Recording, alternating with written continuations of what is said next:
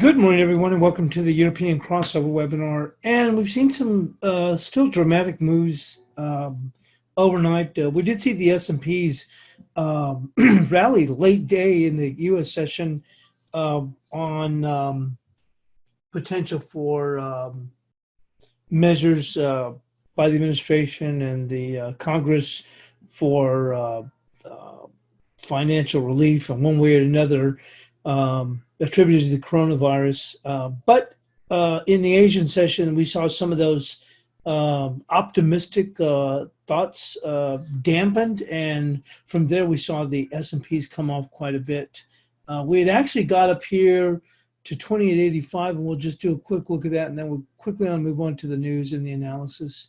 But just to touch base on that, because that was a pretty big move. So if you remember 2 days ago, we were looking for this move to 2877, and our stretch, if you remember correctly, was 2885. Well, where the heck do you think it went to yesterday? Was right there at 28, yes, actually 28, right there, 84 and a half.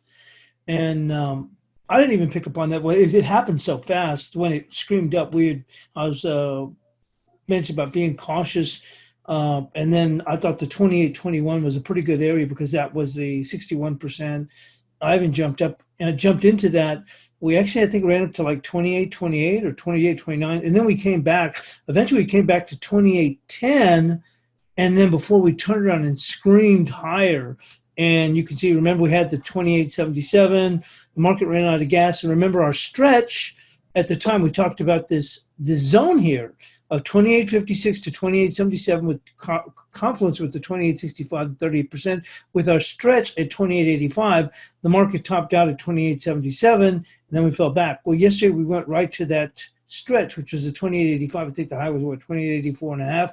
And then, as I mentioned, a lot of the optimism, for whatever reason or another, on the financial stimulus package began to wane, and then we saw the market come off.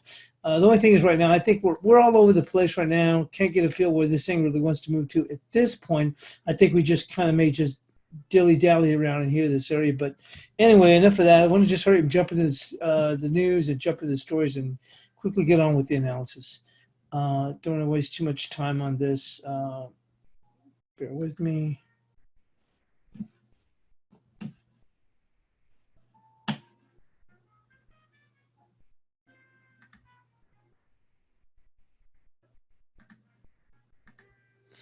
So I'm just going to hit a couple of news stories and then that's it, and get on quickly to the analysis. Oh, we will go and pull up economic news. We do have Italian producer prices at the top of this next hour.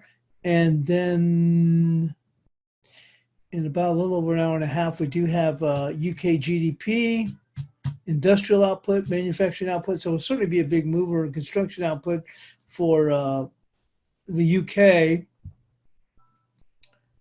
And as we move into the States, we do have at 8:30 Eastern, of course, this time it's 7:30 because I'm in Central, but 8:30 Eastern, we'll have core CPI,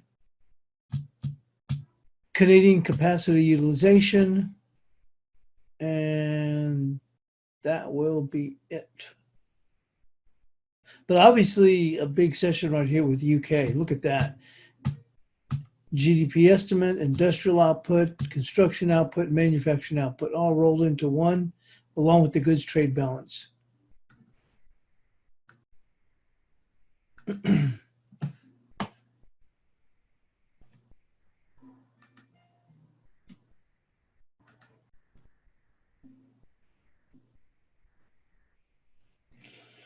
As I mentioned, we'll just go over a couple of stories. I don't want to waste too much time on that. I'd rather just hurry and get to the analysis and not let the webinar just stretch out. We've been letting it stretch out for about an hour the last few days. Australian New Zealand dollars tense with jury out on stimulus success.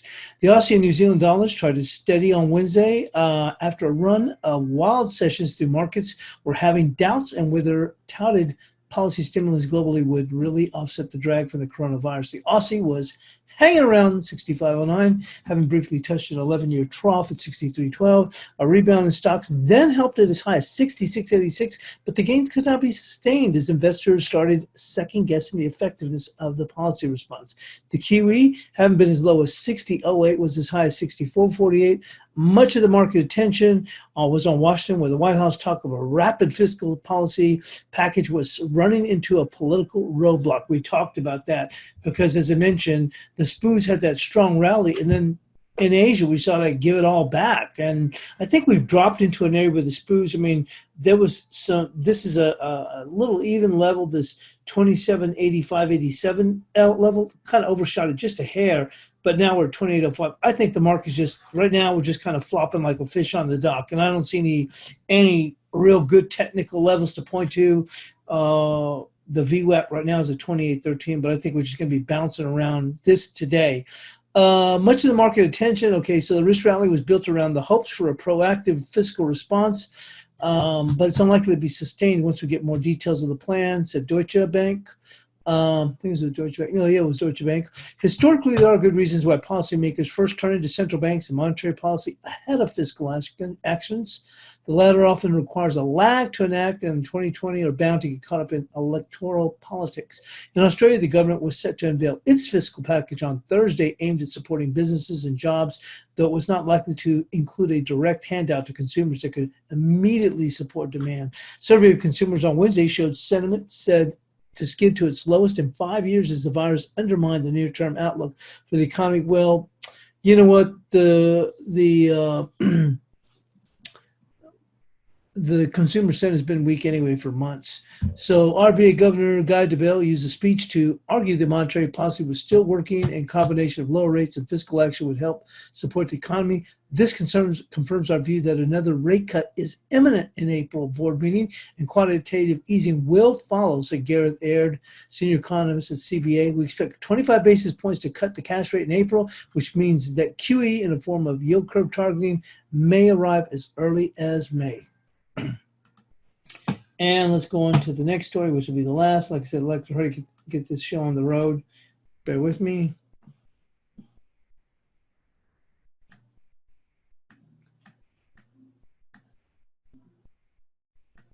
Dollar resumes descent against safe haven currencies as virus spreads. The dollar resumed its descent against the safe haven Japanese yen as the Swiss franc on Wednesday, as investors worried over how much governments and central bank can do to limit the economic damage. Moves mirrored falls in U.S. equities as U.S. bond yields and Asian trade on Wednesday as the spread of the virus in major economies threatened to break business activity. The dollar had fallen to as low as 101.18 on Monday. While Japan may already be in recession, its currency normally rises at a time of major financial market stress because of the country's current account surplus and its net creditor status. The dollar had jumped on Tuesday as investors hope global monetary policymakers will launch further stimulus plans aimed at bolstering economies hit by trade and travel disruption. Trump said on Tuesday he will ask Congress for a payroll tax cut and other very major stimulus moves. Everything's major with him. Anyway, it's too early to say the market sentiment has turned positive. Yesterday's rebound in the dollar and in risk assets is a type of a rebound you often see in a downtrend. In addition to economic measures, the focus will see on how much the U.S. can contain the infections to keep the economy going. U.S. Center for Diseases and Control reported 696 new cases. Actually, I saw it on CNN last night. It's over 1,000 cases now as of late last evening. It's not clear if such a move could bolster risk tolerance for global equities, the tumble following the Fed surprise cut. Okay, enough of that. Let's move on to the analysis. Moment.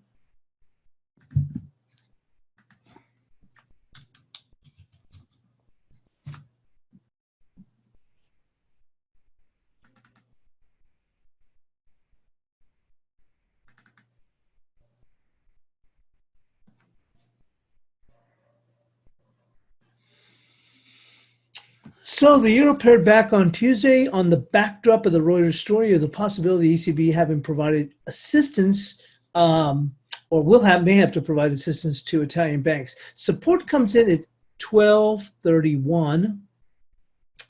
Confluence with 12.20, which is a 38%. You can see that. And and additional support would come in at 1201. Resistance is going to be 1330. Well, we've actually made a quick run up here. You can see this up to 1365. We did have it. Look how low we came off. We really came off. If you remember, we covered that story in depth here in the webinar, and the potential that the ECB may have to, just for lack of a better phrase, may have to backstop some of these Italian banks. And still we held up pretty high there. And finally, the U.S. session, it started falling off, and people were like, what happened? Well, what happened was that we got that story and it bore fruit, and, you know, then the bottom fell out, essentially. Now, whether they can push lower, we shall see. They're kind of holding their own here. We did make a quick stab up in here in Asia as the dollar lost its strength, as, you know, the whole thing started to pare back. The doubts about the fiscal stimulus, blah, blah, blah, on that side. What we'll do is, for right now, although we did go up there and tag 1365, we're going to go on and put the, let's see here, which we did say 1331. We're going to put it right there at, well, actually, right here at this closing right here. You see here the high close up there. We're going to call it 1348, which they did make that push. I mean, they came up to 1365, but right now, well, basically, if you were taking a short, I think it wouldn't be a bad idea right there at that 1348 on the upside.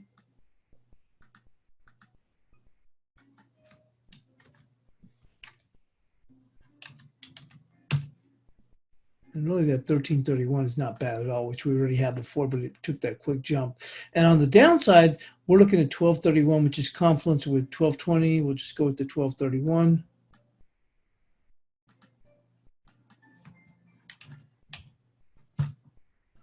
We'll move into cable.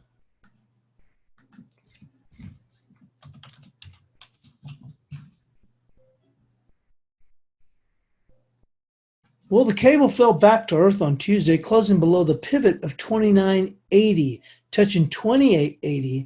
Immediate support is going to be 2837, followed by 2771, and resistance will be the pivot, 2980. So we got the pivot there, 2980, and we had immediate support at 2837. Actually, we fell as low as, look like around 28.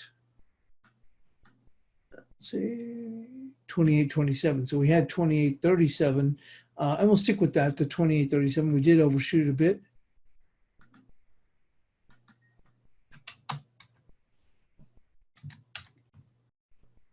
On the upside, it's going to be the pivot, 2980.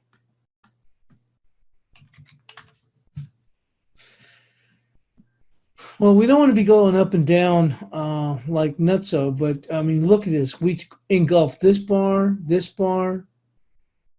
and we almost came halfway through this one. You know, as long as it's below the pivot, it's actually bearish, but we'll wait for today. We don't want to be jumping back and forth, but this was a pretty good little sell-off here. Let's go and move into the Aussie dollar.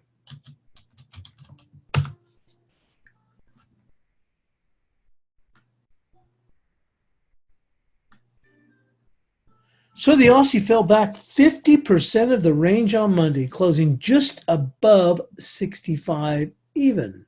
Resistance is going to be 65.71 with support at 64.67, followed by 64.35. So 64.67, and on the upside 65.71.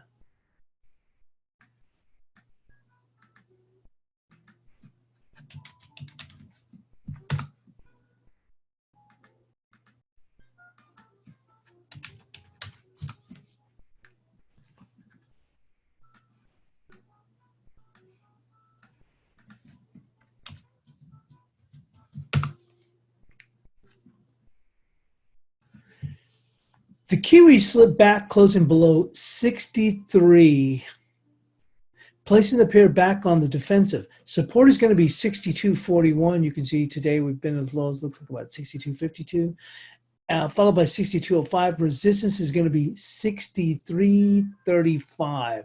Well, we're not too far. The high has been, let's see, high was 63.21. So we got 63.35. On the upside, and on the downside, we are looking at 62.41.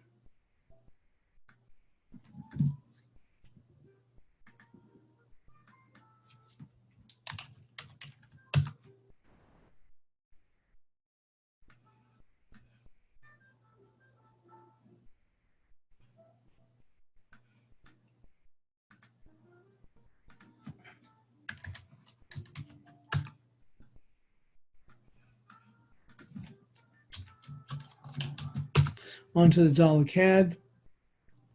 Well, the dollar CAD added on to its gains, maintaining a close above 37 even, despite a low despite a low close down to, or actually I meant to say a low touching down to 36. You can see how this market really recovered back.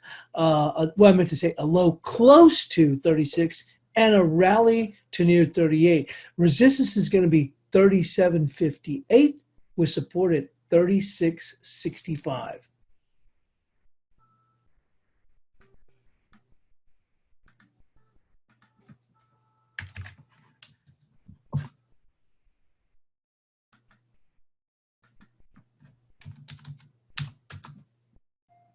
But this was really impressive. Look at that. We fell almost as low as 36, but we turned around and rallied to close up above 37. And it's, I mean, obviously no doubt bulls, but I'm saying is, look, we still maintained to close up on the day. So we're kind of hanging around here, but on the upside, I have 37.58. We got up as high as looks like 37.48 maybe, and down here is 36.65. We'll see whether or not, certainly it's open to pull back a bit here. Then that could take us back towards 35.73, but time will tell.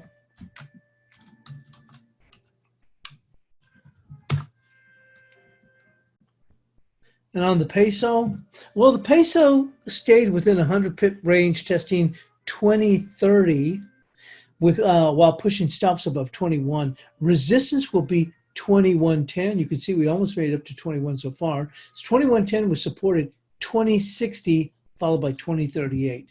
So resistance is going to be 2110.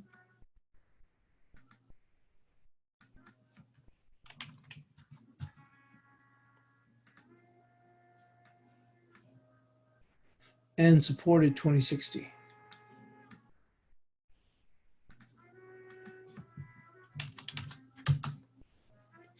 Let's go move into the dollar yen.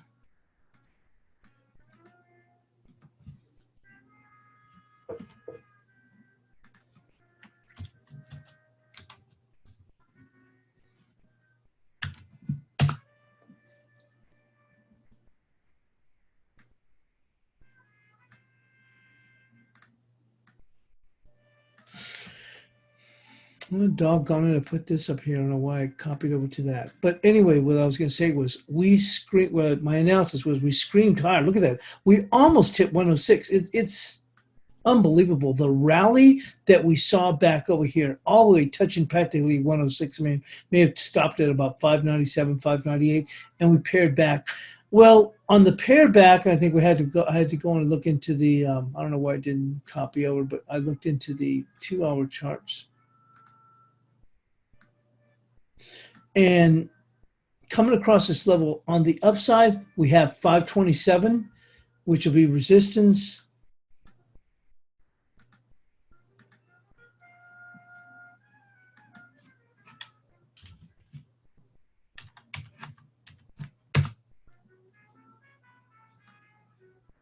And support, you can see that coming right across there. 389. I think Deepak was asking about that earlier. If we get a 2-hour close below 389, it's going to nullify this downside. And first test would be right there at 323, followed by 289. So that, I mean, if you were scalping it, you'd have to say, hey, look, it turns bearish if we get below 436. Right there, 436. So for right now, we'll go with 436, but the whole upside is invalidated if we get below 389. So let's go with 436 on the downside.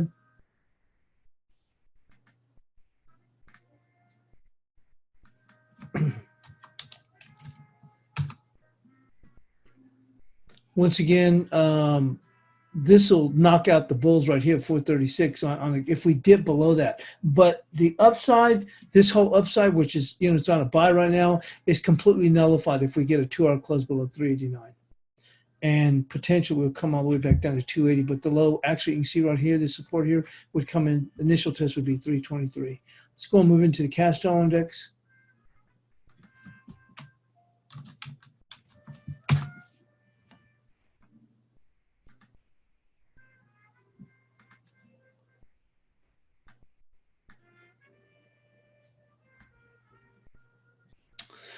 So the dollar rallied back hard, tagging 96.61. The index will find buyers at 96.01. Well, you can see we already went dip down there, and we found buyers. 96.01 followed by 95.83. Resistance will be 96.41, and we're trying to make a way back there. So 96.41.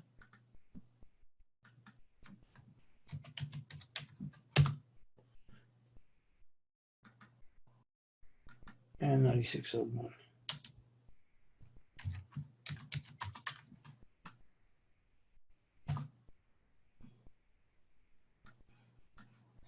And let's go move into the cross rates.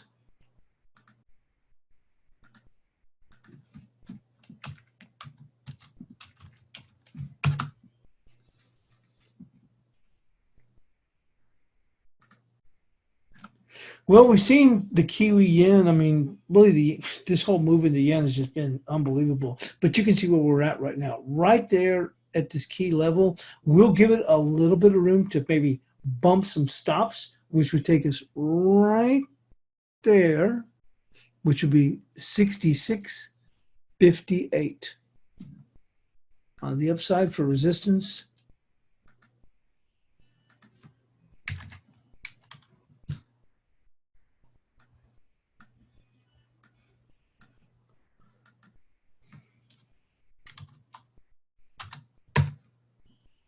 Support, you can see that right there coming across, 65.13. So quite a ways away, because you're thinking about that, that's 100 and what, 120 pips or so. So we'll actually come right here at this low. You see right there coming across? It's going to be 65.40.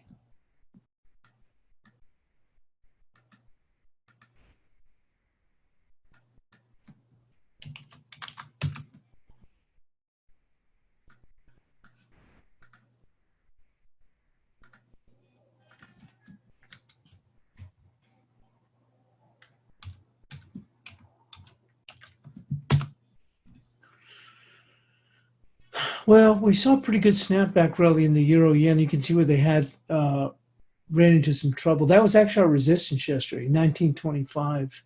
And we punched a little bit above that, but we came short of this, the pink line right there. Let's go and move. I'd like to find a resistance in between these two areas. So let's go and move into a 2H.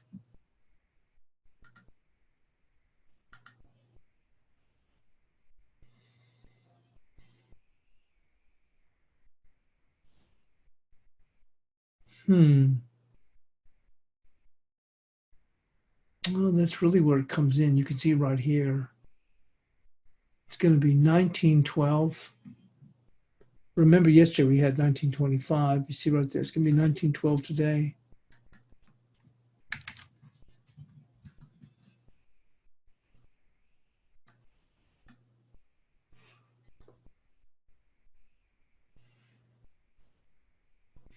This is going to be support. If we break here, then it nullifies any bullish outlook, which would be 1836.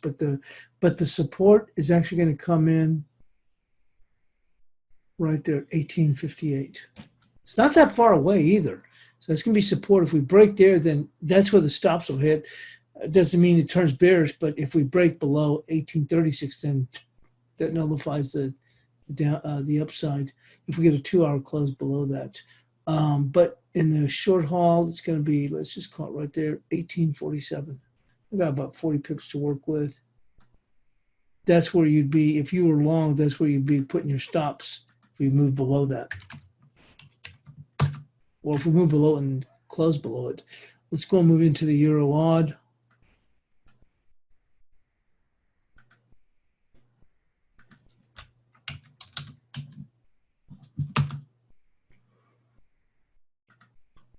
This has been some kind of a move, and you can see right here we've got like a, this has been so big you can hardly call this a medium-legged doji, but generally, like I said, bulls don't have control, bears don't have control. You pull back, but this wick is just not very long. But we are forming right now a gravestone doji, so I have to see how this plays out.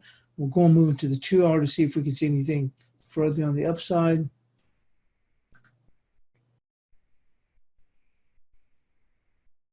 Right here, 74.35. You can see that coming across here. You see right there, you see, and then it confluence is right there with these touches here. So that's going to be your resistance. Let's call it 74, right on that close, 74.38.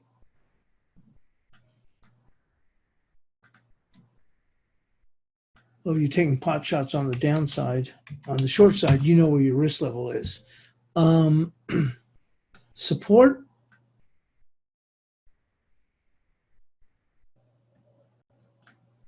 right there, 72.67.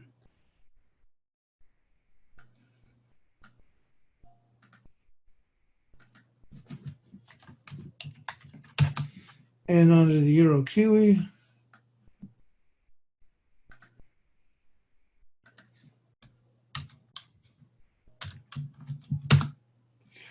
Another one, look here. So we have to move into the 2-hour chart to get a little bit better definition.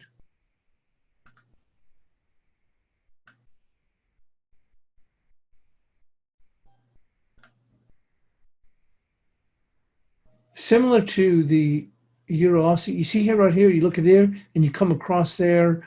It's not as clearly defined, but that's where you're going to have run into that volume. So you can see it's right there at 80.37, right there.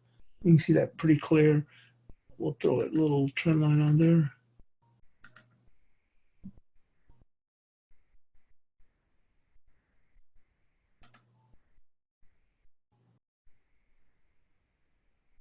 See that right there?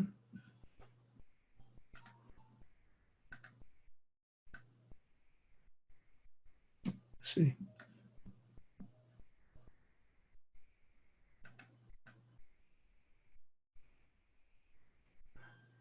There you go, 80.37. And on the downside,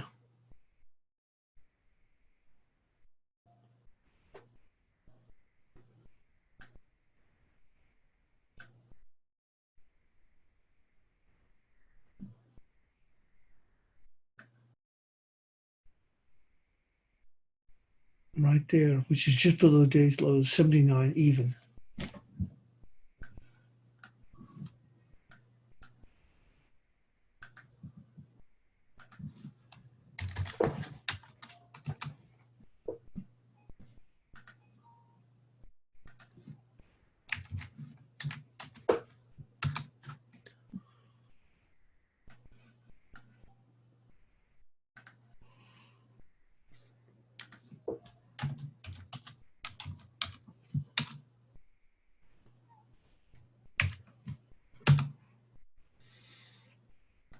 And with the LCN, same thing, because these big moves, we're going to have to look at something a little bit closer. We'll move on to the 2-hour chart. Right there, you can see that it coming right across.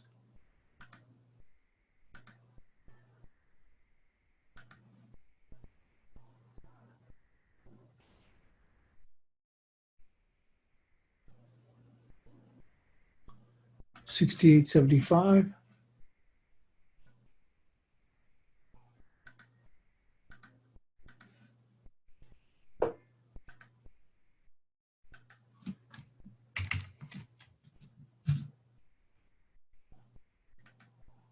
Support's pretty clear right there. You can see that coming across right there right where the market bottomed out, which is going to be 67.67.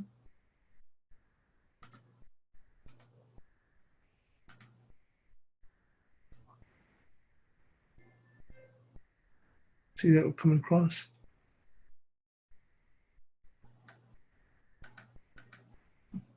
Just call it 67.66.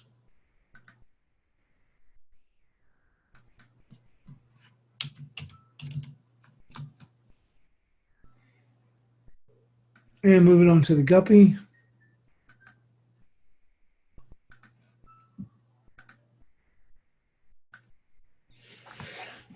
We've really come off quite a bit, a ton actually, but of course the yen moves were so huge. A little bit of short covering can give us send us right here, which is going to be, let's see, right there, 36.61.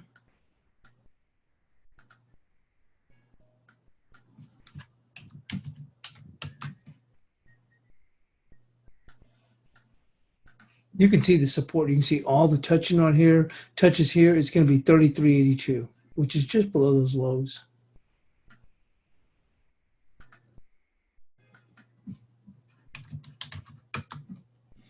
And lastly, with the sterling odd.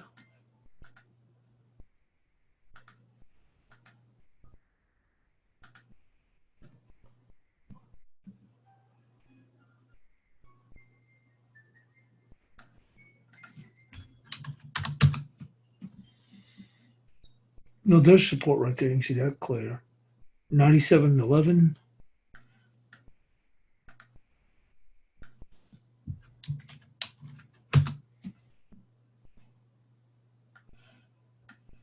Upside right there. Right there. 99.61.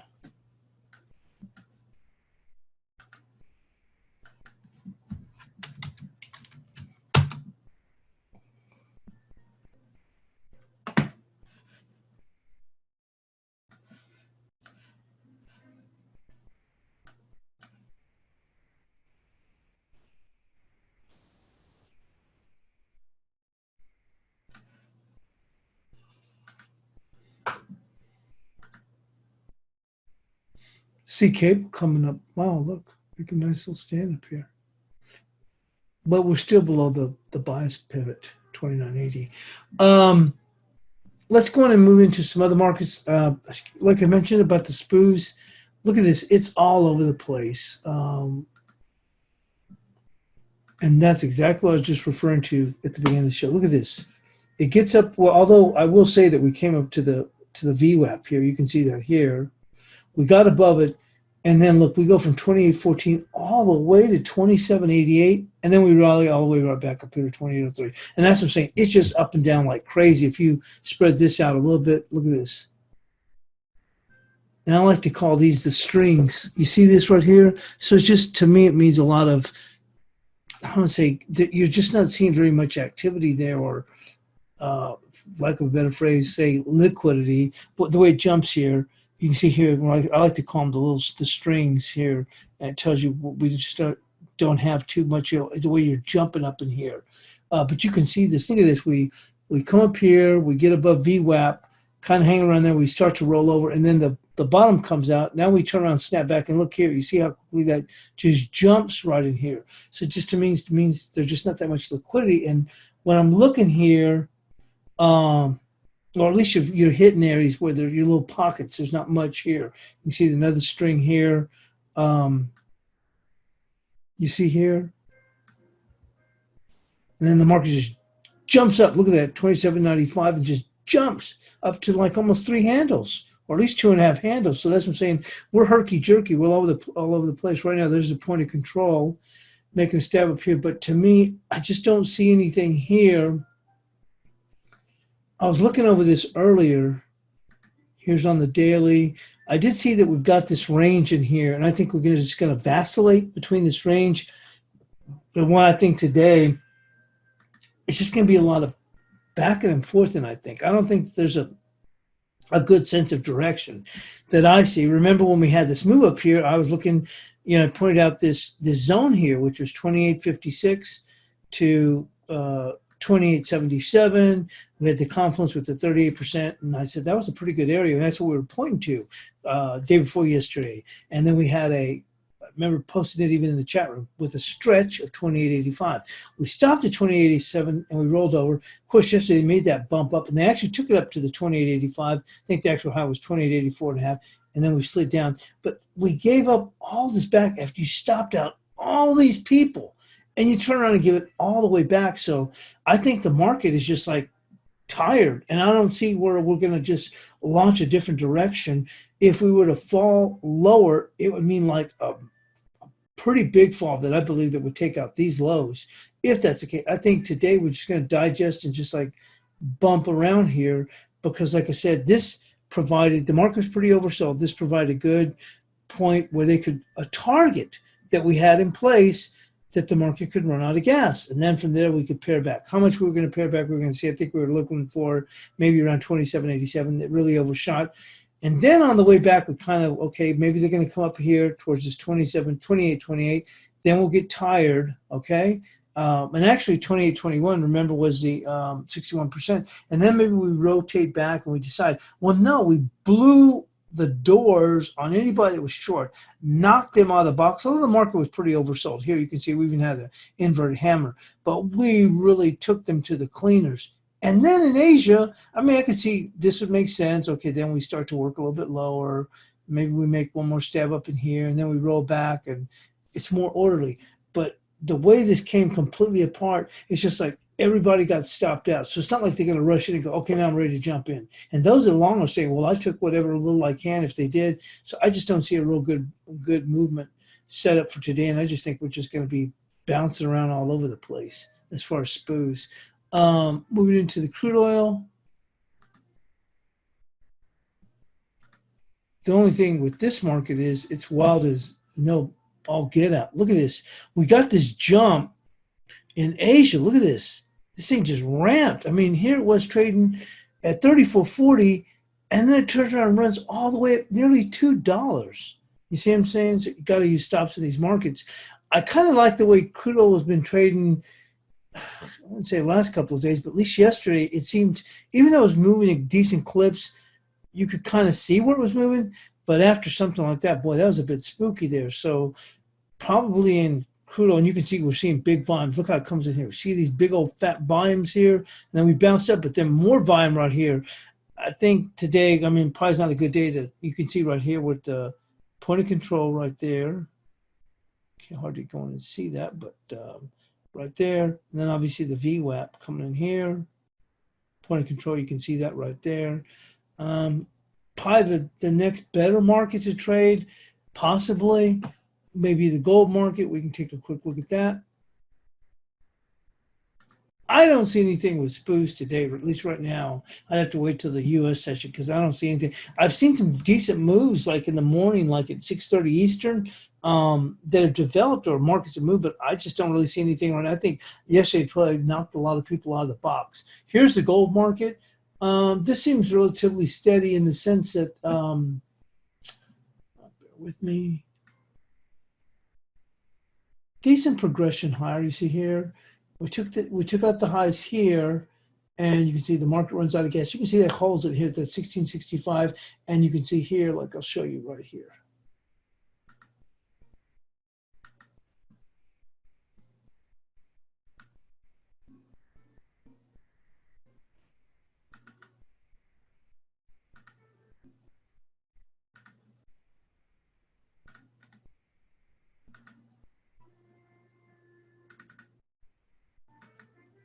So you can see how the market then goes. Let me take this.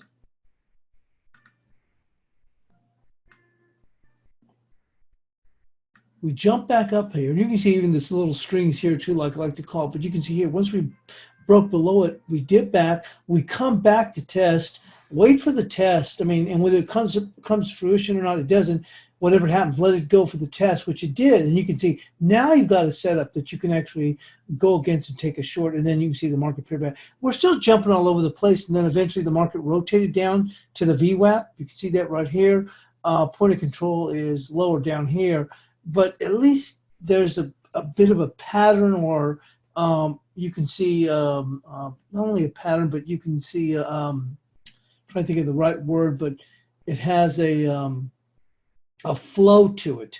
You can see here, we bop up above here. You don't do anything here. You can see, okay, the market hangs around, it breaks, okay? On the break, see if we can come back on the test. And you can see on the test, here's where they're running out of gas. So now here's where you can take a short.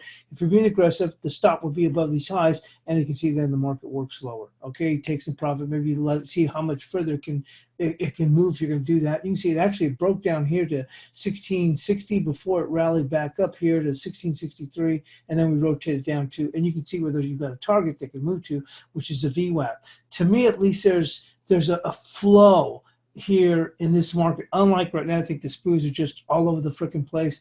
I kind of thought crude oil was kind of interesting yesterday, but now with these moves, are just like you can get your rear end run over. So other than that, or maybe in the currency markets, are about the only things that I see. Right now, I don't see anything come up in the SPOs unless you look for setups after the first hour and a half after the U.S. equity open. That's the only thing I would see there. Anyway, that's all we have for today. Thanks for joining us here on the European Crossover webinar.